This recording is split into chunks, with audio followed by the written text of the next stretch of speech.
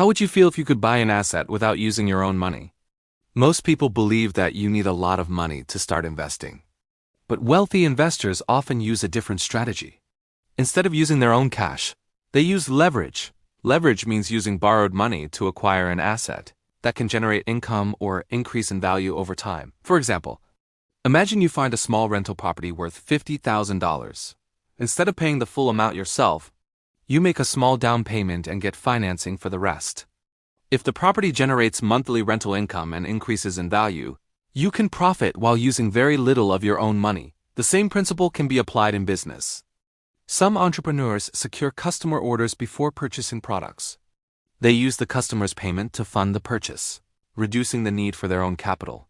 The key is not simply borrowing money.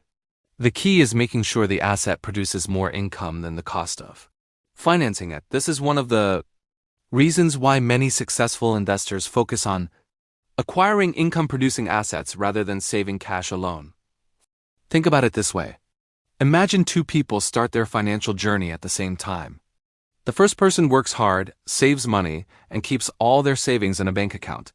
The second person also works hard, but instead of focusing only on saving, they look for assets that can generate income. 10 years later, the first person may have accumulated a decent amount of savings. But the second person may own rental properties, shares in businesses, or other investments that produce income every month. The difference is simple.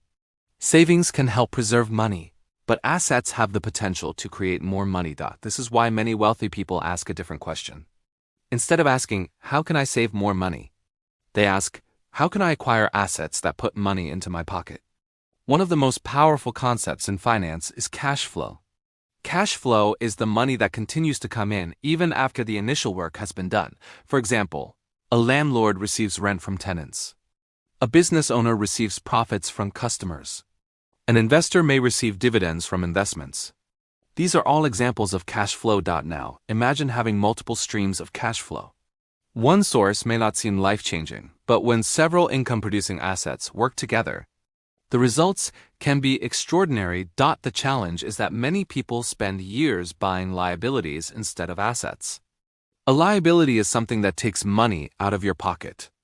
An asset is something that puts money into your pocket every month. Millions of people earn money and immediately spend it on things that lose value. Then they wonder why they never seem to get ahead financially. The wealthy often do the opposite. They acquire assets first and use the income from those assets to fund their lifestyle. This doesn't happen overnight.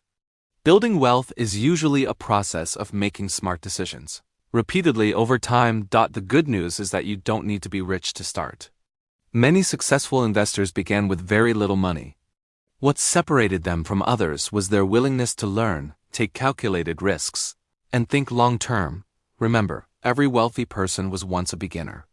Every large investment started as a small one. Every successful business started with a single customer. The most important step is to begin educating yourself about money, investing, and asset ownership. The earlier you start, the more time your money has to work for you.